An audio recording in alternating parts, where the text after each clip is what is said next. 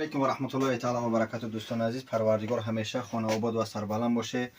باز هم همین رکلام‌های خدموان که اما متاسفانه همین قدر رکلام میفهمونیم برادر عزیز با میگه اکجان سرخکش کدمای استفادهش چیه.